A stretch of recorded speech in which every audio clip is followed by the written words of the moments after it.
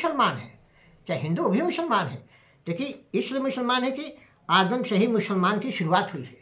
आदम हवा के खानदान में सभी लोग आते हैं, चाहे हिंदू हो चाहे मुसलमान हो, आदम हवा से तो शुरुआत हुआ है। आदम पहला मुसलमान है, तो चाहे हिंदू हो चाहे ईसाई हो चाहे कोई भी हो, आदम के जड़ से आया है तो भी मुसलमान में आया, खानदानी मुसलमान। अब चूंकि खानदानी मुसलमान में आने के बाद है अब किरदार अमल की सिलसिला आ गया सामने। अब किरदार अमल के मुताबिक जो है ये ला इलाहा इल्लल्लाह मोहम्मद रसूलुल्लाह ये कलमा पढ़ लेंगे आखिरी नबी का, तो मुसलमान की ये पहचान हो गई। अब ये अलीन वलिल्लाह व रसूलुल्लाह बिला फस खलपतो इस पर लामे तो ये मोमिन की पहचान हो गई। अब मोमिन के दायरे में आने पर जो नमाज कायम करेंगे तो उसका अस्सलातु मिराजुल मोमिन करते हैं। इसके माने फरमाने गदीर के मुताबिक जो है जो जंगे सिफिन में एक तरफ मौला अली की नमाज थी, एक तरफ मौला अली की दुश्मनी में। इसके माने माविया जो थे वह मोमिन नहीं था। अब अली के दुश्मनी में जो नमाज पढ़ रहा मोमिन नहीं हुआ। अब मोमिन नहीं है तो जो जब मोमिन का दायरा, जब आखिरी नबी ने मुकम्मल दिन होने पर जब मोमिन के दायरा को जाहिर कर दी मन कुन तो मौला फाजा अली उन पे, तो इस दायरे में आएंगे तभी आप मोमिन होंगे। तो मोमिन का मर्तबा मुसलमान से ज़्यादा है। हाँ, अब मोमिन नहीं अपने को मानेंगे, मोमिन के किरदार अमल के मुताबिक आपका कार्य नहीं होगा तो आप इस्लाम से खारिज हो गए। मुसलमान होते भी इस्लाम से खारिज हो गए। दायरे इस्लाम का कोई मतलब नहीं है। बच्चे तो मोमिन बनना बहुत जरूरी। अस्सलातु मिराजुल मोमिन, सलात मोमिन की मिराज। तो माविया जो था वो मुसलमान था, मोमिन नहीं था। बिल्कुल कि एक मुसलमान नमाज पढ़ सकता है लेकिन वह सलात नहीं कायम कर सकता है। सलात कायम के लिए मोमिन बनना पड़ेगा। पंजतन पाक से सीने में मोहब्बत कायम करना पड़ेगा। कुल्ला अस्अलकुम अलैहि अजरन इल्ला मवद्दत फिल कुर्बा। जब तमाम बड़े बड़े लोगों ने नबी को अपना ऑफर किए इनाम देने के लिए, तोहफा देने के लिए, दिन मुकम्मल होने के बाद, तो दिन मुकम्मल होने गदीर से पहले की घटना है, गदीर से कुछ दिन पहले घटना है। जब दिन मुकम्मल हुआ तो ये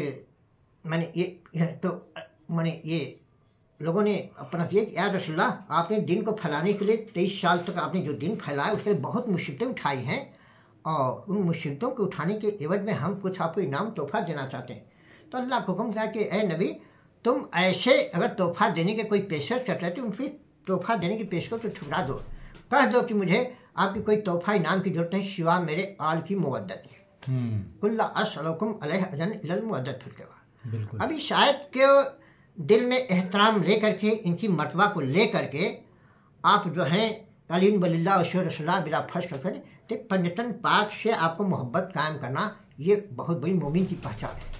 इनसे दुश्मनी ले करके आप चाहे रोज़ा रखें, चाहे नमाज रखें, चाहे रोज़ा ज़कात हज कुछ भी करें, वो जो है मोमिन के दायरे से बाहर की चीज़ है। और मोमिन के दायरे में आकर पंजतन पाक का मार्फत ले करके, इन सच्चों का मार्फत ले करके जब अपना ईमान का प्रदर्शन करते हैं, वो प्रदर्शन का नाम ये मोमिन से जुड़ा हुआ है।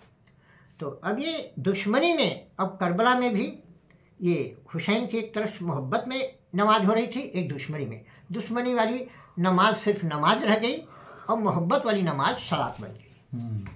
शिया उलमा भी कहते दोनों तरफ नमाज चली गई, दोनों तरफ के नमाज का मतलब अंतर है।